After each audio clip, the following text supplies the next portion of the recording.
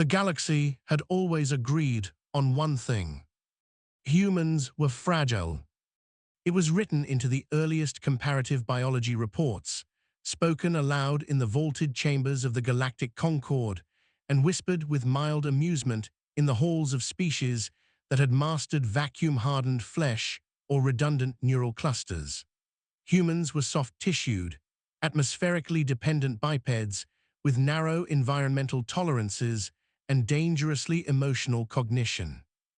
They were, by every measurable metric, temporary. So when humanity first arrived, broadcasting polite signals from crude but ambitious faster-than-light vessels, the Concorde accepted them with distant courtesy, a developing species, promising in mathematics, curious in philosophy, physically unimpressive. No one feared them. They were granted a minor protectorate status, allowed limited trade lanes, and quietly excluded from any discussion involving military doctrine or interstellar security. After all, a species whose soldiers required armor just to survive outside their native atmosphere could hardly shape galactic history. At least that was the consensus. The Concorde itself was older than human civilization by tens of thousands of years.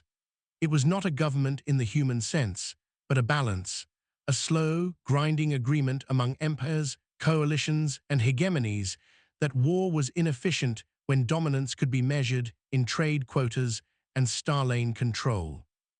At its center sat the High Council, an assembly of 13 species whose combined fleets could sterilize a star system before its inhabitants realized they were under threat.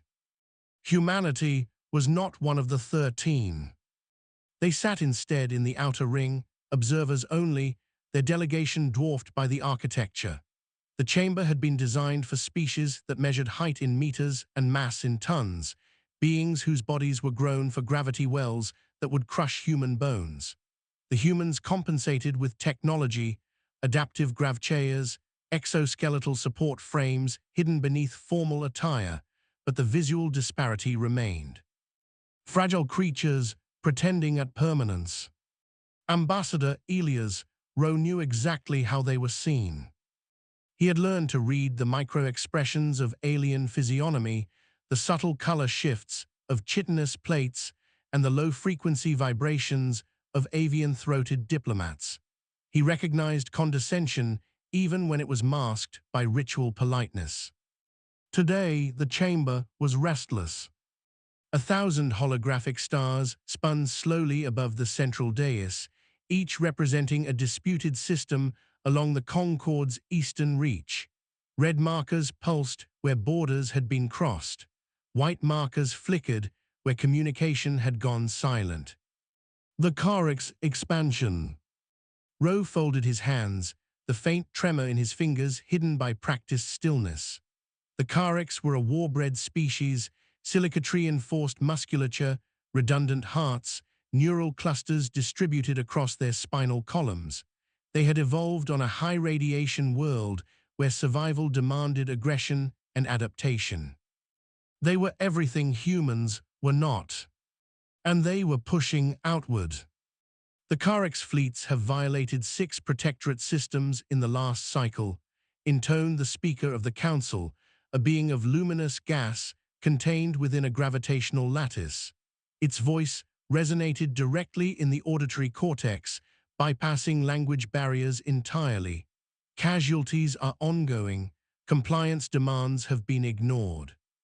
A ripple of irritation moved through the upper tiers. They test us, clicked the Threxian delegate, mandibles flexing. They always do. Allow them 1 victory and they will claim 10. Then respond, growled a stone-skinned elder of the Vaughn. Crush them, make an example. The speaker pulsed faintly. The Concorde response protocols are divided. Several council fleets are committed elsewhere. Eyes compound, luminous, faceted, shifted toward the outer ring. Toward the humans. Rowe felt it before it was spoken, the subtle shift in attention, the recalibration of expectations. Humans were new, Humans were eager, humans were expendable. The Human Protectorate has expressed willingness to assist in stabilization operations, said the speaker, its tone neutral. Ambassador Rowe, do you confirm? Rowe stood. He was small by the chamber's standards, his presence almost lost among the towering forms. But when he spoke, his voice carried, steady and unyielding. Humanity will honor its commitments, he said. We will deploy a task force to the Carrick's frontier. Defensive posture only, civilian evacuation and corridor protection. A low murmur followed. Defensive, of course. The Threxian clicked in amusement. You intend to place your soft-bodied soldiers between the Carricks and their prey. Rowe met the creature's gaze. We intend to prevent unnecessary loss of life. Laughter alien, discordant, echoed through the chamber. The Vaughn elder leaned forward, stone plates grinding. You will lose ships. You will lose men. The Carricks do not retreat from weakness. Rowe did not argue. He bowed his head slightly, the human gesture carefully measured. Then we will endure. The decision was made. Within a cycle, human ships began moving toward the eastern reach. They did not announce their arrival with fanfare. They came quietly. The task force was modest by Concord standards, 12 cruisers, 3 carrier-class vessels, and a scattering of support ships. Their hulls were dark, angular, designed for function over intimidation. No ornate spines or ceremonial glow fields. Observers noted the lack of visible weapon arrays and assumed restraint. They were wrong. The first Carrick's encounter occurred near the binary system of Heshval, a trade nexus whose civilian population had not yet completed evacuation. Carrick's raiding vessels, brutal, asymmetrical constructs bristling with exposed weaponry, had already disabled the local defense grid. Human ships interposed themselves without firing a shot. They broadcast evacuation corridors, projected shield lattices, and absorbed the initial barrage with layered defenses that flared blue-white against the void. Carrick's commanders watched in confusion as their plasma lances failed to breach the human shields. They escalated. The humans held. For 6 hours, the human task force remained between the Carricks and the fleeing civilians, their ships rotating damage, sharing power, and adjusting formation with machine precision. When the last transport jumped to safety, the human fleet withdrew in perfect synchronization. They did not pursue. Carrick's losses were minimal. Human losses were not. 2 cruisers were crippled, hundreds of crew were injured, dozens dead. The Concorde took note. Predictable, the Threxian delegate remarked when reports reached the chamber. They lack the biology for sustained conflict. The Carricks, emboldened, pushed harder. They struck a human-protected system directly. This time, they targeted a carrier. The battle was brief and violent. Carrick's boarding pods slammed into the human vessel's hull, their warriors tearing through outer compartments with brutal efficiency. In close-quarters combat, biology mattered, and the Carricks excelled. Until they met a human marine. Staff Sergeant Jonah Reyes had been on internal security rotation when the breach alarms sounded. He was 3 decks away, sealed inside a pressure-suited exoskeleton designed for shipboard combat. The Carricks' boarders expected resistance. They did not expect endurance. Reyes fought in corridors filled with smoke and decompression wind, his suit's servos screaming under stress. Carrick's warriors struck with limbs that could shatter alloy, their claws ripping through bulkheads. Reyes kept moving. He took hits that would have pulped lesser species, his suit cracking, internal dampeners failing one by one. When his rifle jammed, he used it as a club. When it shattered, he used his hands. By the time reinforcements arrived, the corridor was a ruin of twisted metal and fallen bodies, most of them Kariks. Ray's was found still standing. His suit was breached, his bones were broken, his internal organs showed trauma that medical scans labeled non-survivable. He was alive anyway. The Kariks retreated. They left behind a single message, broadcast across the contested systems. Humans are not fragile, they are wrong. The Concorde watched in silence as medical footage of the Marines circulated, his heart still beating, his eyes still focused, refusing to die by any known metric. For the first time since humanity had joined the galactic stage, curiosity replaced condescension. And far beyond the council chamber, in shipyards hidden behind unremarkable stars, human warships continued to wake from dormancy. The Kariks had never feared pain. Pain was instruction. Pain was proof of survival. Their physiology was built around it, dense nerve clusters that translated trauma into adaptive response, muscles that calcified under stress, organs that rerouted function when damaged. To the Kariks, suffering was not a deterrent, it was a currency. So when reports from Heshval reached their war councils, confusion spread faster than anger.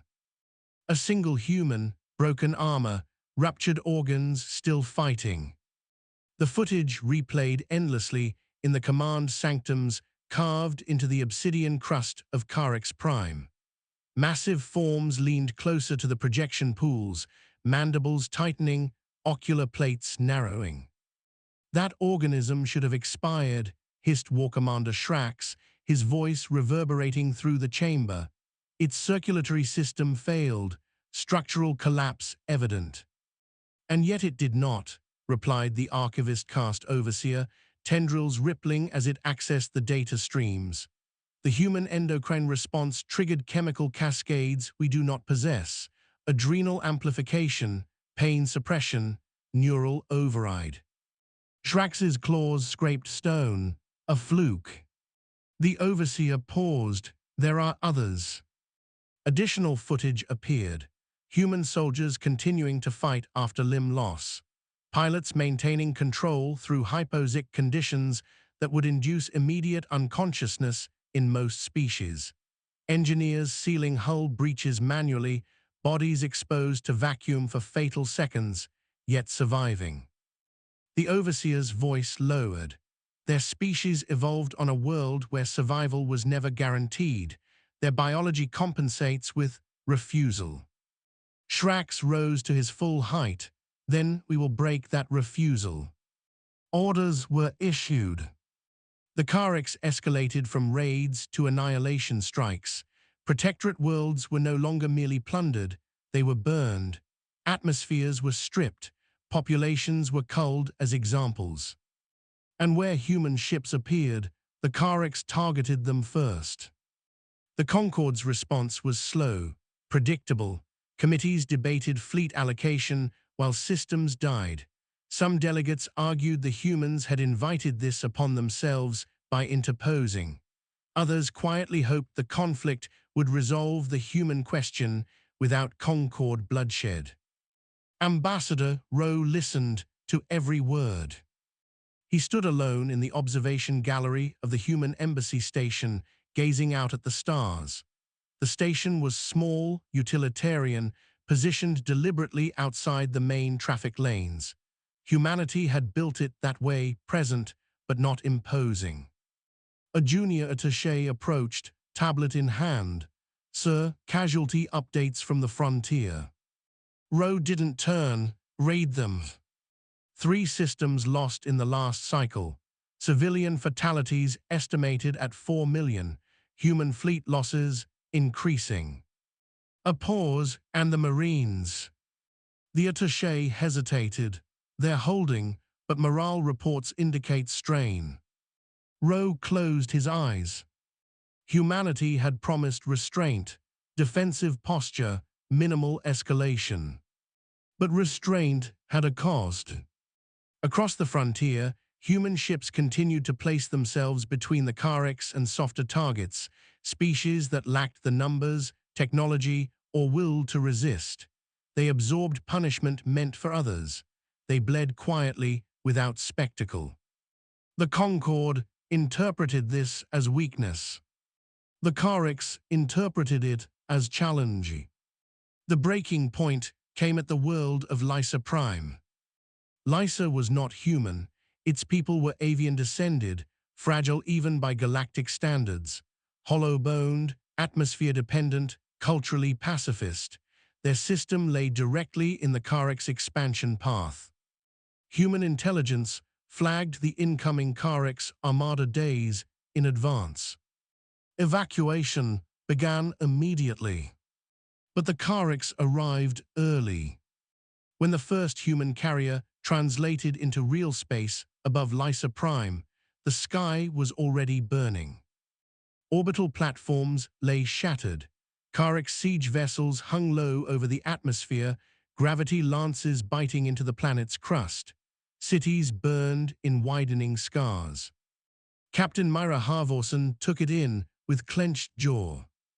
"All ships," she ordered, voice calm despite the devastation. "Deploy shields, begin evacuation support, Marines to drop pods, civilian extraction only." "Acknowledged," came the chorus. Karex vessels turned toward the newcomers. This time they did not test. They fired everything. The battle that followed would later be studied in Concorde academies as a case study in misinterpretation. Human shields flared, layered fields collapsing and reforming as power was redistributed. Ships maneuvered with surgical precision, interlocking fields, creating corridors of safety through chaos.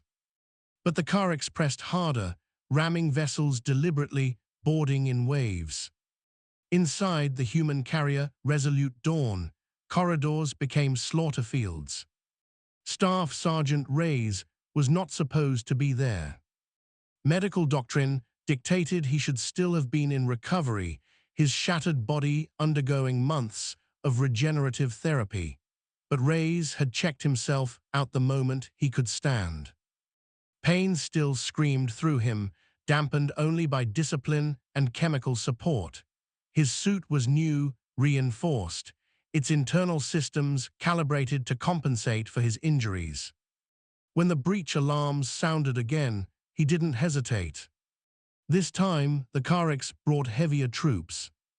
They flooded the hangar bays, massive forms shrugging off small arms fire, claws sparking against bulkheads. Marines fell back, buying time for evac shuttles to launch. Reyes moved forward. A Karex warrior struck him square in the chest, kinetic force enough to pulverize a transport vehicle. Reyes was thrown across the deck, armor cracking. He rose anyway. The Karex hesitated. That hesitation cost them. Reyes charged, suit servos screaming, and drove his fist into the creature's cranial plate. The impact shattered reinforced bone. The warrior collapsed. Others swarmed him. Blades pierced his armor. Internal alarms howled. His vision narrowed, red bleeding into black. Still he fought. When the last shuttle launched, Reyes was the only Marine still standing in the hangar. The Karex withdrew, unwilling, for the first time to continue boarding. They left him alive. The Resolute Dawn survived, barely. Lysa Prime did not. From orbit, the world was a scarred husk, its population reduced to scattered refugees. The Concorde finally reacted.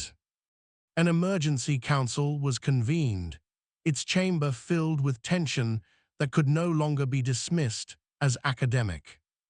"The Karex have crossed a threshold," declared the speaker. "Their actions threaten the balance." "They have been threatening it for cycles," snapped the Vaughn elder.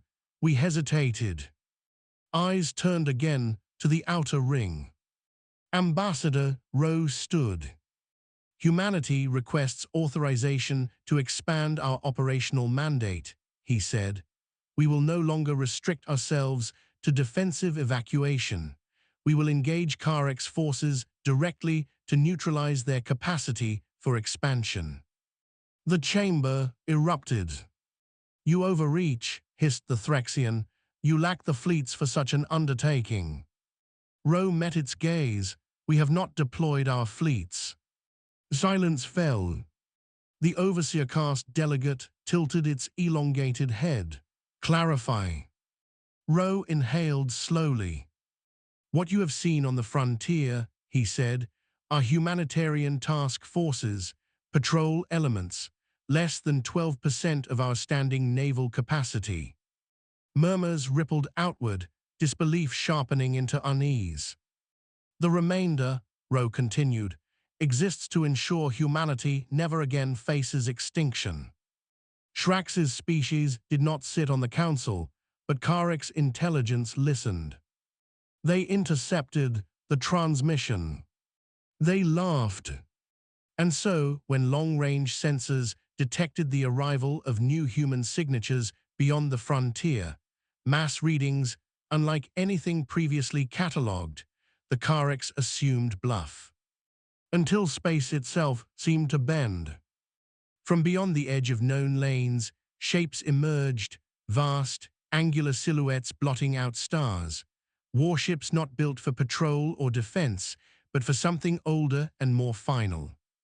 The lead vessel's designation echoed across intercepted channels, translated automatically into Karek's command nodes. UNS Enduring Resolve, Dreadnought class. Behind it, dozens more. The Karek's laughter died.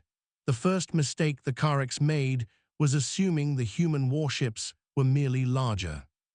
Size in galactic warfare was common. The Concorde's elder species built monuments to mass, cities that flew, ships that required their own ecosystems. The Karek's themselves favored brute construction, asymmetrical hulls grown rather than built, weaponry layered wherever there was space. But the human dreadnoughts that emerged beyond the frontier were not monuments. They were instruments. The UNS Enduring Resolve did not announce itself. No broadcast, no warning flare. Its arrival displaced spacetime in a way Concorde sensors struggled to quantify, an engineered violation of known hyperspace shear limits. The ship slid into real space as if it had always been there, stars warping around its hull. Its surface was matte black, not reflective, not ornate. Armor plating overlapped in interlocking geometries designed to distribute impact across multiple dimensions. There were no visible gun barrels, no exposed emitters. Only purpose. Behind it came the rest of the fleet. 72 vessels, each one a capital-class warship. Battleships, carriers, and something new, elongated forms whose internal energy signatures spiked and fell in rhythms no one could identify. Human command channels lit up across the frontier. All civilian traffic was ordered to clear designated volumes.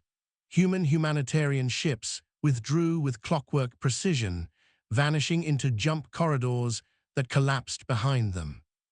For the first time since the war began, the Kareks found themselves alone. War Commander Shrax stood on the command platform of his flagship, talons flexing against the deck. His sensory crests flared as data poured in. "Range," he demanded. "Extreme," replied the sensor officer caste, "but their weapons' signatures unknown. Power output exceeds projections." Shrax bared his mandibles. "All fleets advance. Show them what it means to challenge us." The Karek's armada surged forward. From the Concorde's perspective, what followed defied established models of engagement. The human fleet did not maneuver to meet the charge. They waited. At precisely 200,000 kilometers, the first human ship fired. There was no flash, no visible projectile. A section of space simply ceased to exist. Carrick's vessels at the leading edge vanished, not exploded, not shattered, erased, their mass converted into a brief, impossible absence that collapsed inward a heartbeat later. The shockwave rippled through the formation, tearing ships apart with gravitational backlash. "What weapon is that?" screamed a Carrick's commander. No one answered. The second volley came from the elongated ships. Lines of pale light traced across the void, intersecting Carrick's vessels with surgical precision. Wherever they touched, matter lost cohesion at the molecular level. Hulls unraveled. WS were exposed to vacuum before they could register fear. Still, the Carricks pressed forward. They fired everything. Plasma storms, kinetic slugs, radiation lances, an apocalyptic barrage that would have overwhelmed any known defense. Human ships absorbed it. Their shields did not flare, they bent. Energy was redirected, diffused, bled into dimensions the Concorde had theorized but never mastered. Where impacts did register, armor deformed elastically, then returned to shape. The humans advanced. Captain Halvorsen stood on the bridge of the Enduring Resolve, hands clasped behind her back. "Target clusters Alpha through Delta," she said calmly. "Demonstration fire only." "Aye, Captain." Demonstration. The word rippled outward through human command networks. On Carrick's ships, panic began to override doctrine. "This is not a skirmish force," Shrax roared. "This is an extermination fleet." A junior commander hissed in fear. "Then why do they not finish us?" Because humanity was still restraining itself. Across the galaxy, Concorde observation arrays struggled to keep up.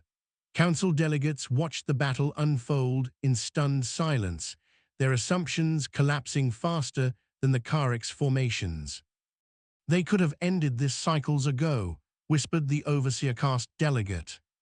"Yes," replied the speaker, "and chose not to." The human advance halted at the edge of Carrick's held territory. One by one, Carrick's ships powered down, their crews surrendering or fleeing into the void. The Enduring Resolve broadcast a single message, translated across all known channels. "Cease expansion, withdraw from occupied systems. This is your final warning." Shrax listened, his massive form trembling, not with fear, but with something new. Recognition. The Carricks had mistaken patience for weakness, endurance for fragility. They chose defiance. Shrax ordered a last strike. A concealed weapon, ancient and forbidden, was brought online, a stellar destabilizer harvested from a dead civilization. Its activation would collapse the local star, annihilating human and Carrick's forces alike, and rendering the region uninhabitable for millennia. "If we cannot dominate," Shrax snarled, "we will deny." The weapon fired. Human sensors detected the anomaly instantly. On the Enduring Resolve, alarms remained silent. Captain Halvorsen did not flinch. "All ships," she said, voice steady, "phase cinder." Space twisted. The destabilizer's energy wave struck and dispersed, its destructive potential siphoned into containment fields that wrapped around the human fleet like a second skin. The star shuddered, then stabilized. On Carrick's command decks, disbelief turned to horror. "What are they?" a Carrick's officer whispered. Before Shrax could respond, a new signal cut through every channel. A human face appeared, unhelmeted, scarred, eyes hard with something deeper than anger. Staff Sergeant Jonah Reyes. He stood in a command broadcast chamber, his presence symbolic rather than tactical. "We are not invincible," Reyes said. "We break, we blade, we die." His gaze seemed to lock onto Shrax personally. But we endure, and when you force us to stop holding back, this is what you face. Human targeting locks activated across the Karik's core systems. For the first time in their history, the Kariks knew what it meant to be outmatched. And humanity stood on the edge of a decision that would echo across the galaxy forever. The galaxy held its breath. Across Concord space, observers watched human targeting solutions bloom across Karik's core systems, industrial worlds, shipyards grown into asteroid belts, breeding vaults buried beneath irradiated plains. The data streams were precise, comprehensive, merciless. Human weapons could end the Kariks as a galactic power in minutes. War Commander Shrax knew it.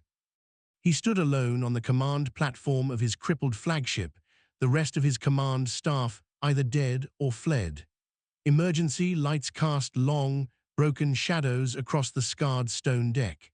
The air stank of burned circuitry and fear pheromones he could no longer suppress. The human marine's words echoed in his neural clusters. We endure.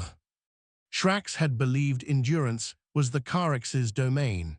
Their species had survived radiation storms, predator-filled epochs, and internal wars that had culled billions. Strength was all they respected. But this was different. The humans had not outgrown pain. They had made it irrelevant. A priority channel opened without warning. Shrax braced himself for annihilation. Instead, Ambassador Elias Rowe appeared. No armor, no dramatic backdrop, just a human in a dimly lit command chamber, eyes tired, posture rigid with restraint. This is Ambassador Rowe of the United Nations Stellar Compact, he said. War Commander Shrax, you are ordered to stand down. Shrax barked a bitter laugh. You have already won, why speak? Because winning and ending are not the same thing, Rowe replied. Your expansion ends today, your species does not. Xylans stretched. You could erase us, Shrax said slowly. Your weapons have marked our worlds. Yes, Rowe agreed, and we will not. Confusion rippled through Shrax's remaining sensory arrays. Why? Rowe leaned forward, his voice lowering. Because we know what it is to be one decision away from extinction, he said, and we know what it costs to survive it. The Kariks had no cultural framework for mercy without dominance. Withdraw your fleets, Rowe continued. Release all occupied systems, submit to binding containment accords. Any violation will be met with final force. Shrax's mandibles trembled. And if we refuse? Rowe's expression did not change. Then humanity will do what it has spent centuries preparing itself to never do again. The implication was clear. The Karik's War Commander closed his eyes, an ancient, almost forgotten gesture. We submit. Across the contested territories, Karik's ships powered down. Siege engines disengaged from planetary crusts. Occupation forces retreated under human escort, their once proud formations reduced to scattered remnants. Human fleets did not pursue. They escorted. They protected evacuation corridors, not just for former victims, but for Karik civilians fleeing the collapse of their own war economy. Human medical ships treated wounded Karik soldiers alongside their own, indifferent to former allegiances. The Concord reeled.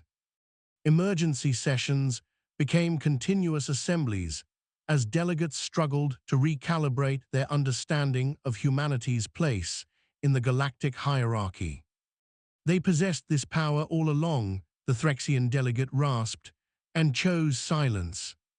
The overseer cast delegates' tendrils coiled thoughtfully. Silence is not the same as absence. Ambassador Rowe stood before the council one final time. Humanity does not seek dominion, he said. We seek a galaxy where survival is not earned through eradication. The Vaughn elder regarded him with stone-set eyes, and if others do not share that desire, Rowe did not hesitate, then they will learn why we value restraint. No one challenged him. In the cycles that followed, the consequences rippled outward. The Carrick's expansion collapsed. Their worlds were placed under multilateral oversight, their military capacity dismantled under human supervision. Former protectorates petitioned for human security guarantees, not out of fear, but trust. Human warships became a common sight along trade routes, their presence quiet, unassuming, and unmistakably final. Staff Sergeant Jonah Reyes was offered commendations, honors from species whose names he could barely pronounce. He accepted none of them. When asked why, he gave the same answer every time. "I just didn't stop," he said, "that's all." On a rebuilt Lysa Prime, avian children watched human engineers reconstruct cities designed not for defense, but for resilience. Shelters integrated into architecture, redundant systems, quiet preparations for disasters that might never come. Endurance made manifest. In time, new species would rise. New conflicts would test the fragile balance of the Concord. But the galaxy would remember this moment. Not when humanity proved it could destroy, but when it proved it didn't have to. They had called humans fragile. They learned too late that fragility was not the absence of strength, but the measure of how much one could endure and still choose restraint.